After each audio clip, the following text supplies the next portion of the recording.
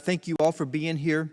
Secretary Kendall, overclassification of space matters is a serious issue that I believe is inhibiting rapid progress in space technology developments. Congress and this committee, led by Chairman Rogers, have made it clear that we want the department to review classification of space programs and reclassify where possible to facilitate broader collaboration between industry and foreign partners, along with a more robust public discussion. I chaired a Strategic Forces Subcommittee hearing yesterday in which Assistant Secretary Plum assured me that the department is working on this, but I'm interested in your opinion on this issue and what steps you're taking to ensure that this review will be completed rapidly that we have called for and reported back to Congress. We are looking at classification in general for several reasons. One is to enhance cooperation, as you said, to make it easier for people to work together. The major effort that we've done recently on that is with special access programs, where the Air Force in particular has a great many compartments, and it's hard to move across them.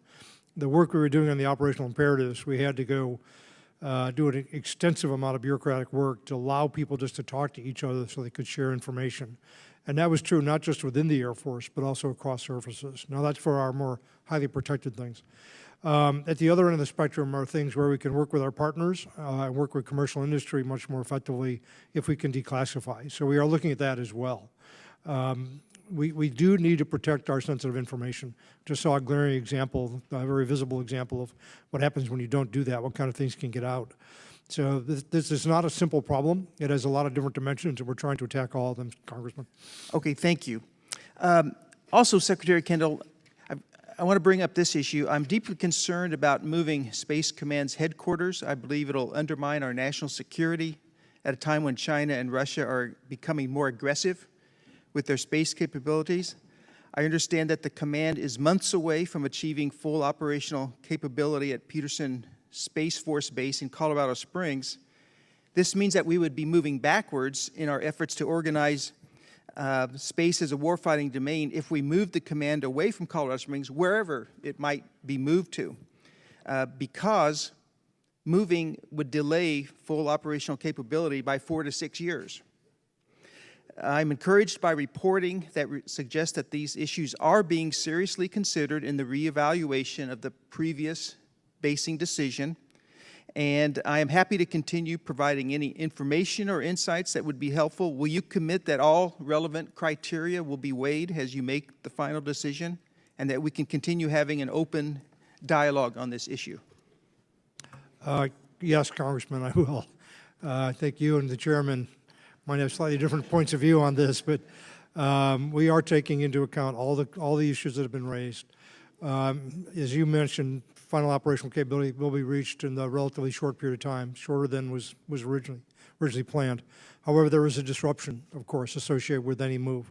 So we're trying to take into consideration all possible factors that will affect the final decision. Very good. Thank you so much.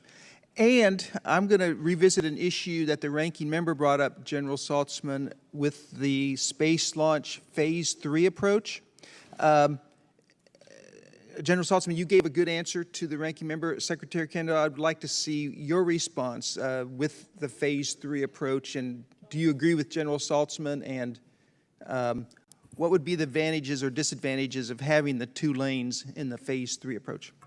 Yeah, I approve the acquisition strategy that Frank Calvelli came up with. I thought it was really balanced a lot of competing things very well. It allows us to bring new entrants in fairly fluidly, but it also gives us the assured access for the higher risk missions that General Saltzman mentioned. You know, I talked to Mr. Calvelli this morning about this. In fact, we had a draft RFP on the street. We've gotten about 2,000 comments on that draft RFP. He's going to go through all those. He's open to other ideas. That's why we put out a draft. At the end of the day, what happens in Lane 2 in particular, where the more high emission assurance missions, depends a lot on the business case for that. And there's some costs associated with having an additional competitor there, and you lose some of the economies of scale if you do that. But he will take a look at that and see if it makes sense. All right, thank you. And General Saltzman, anything else to add to what was just said? Okay, thank you. Mr. Chairman, I yield back.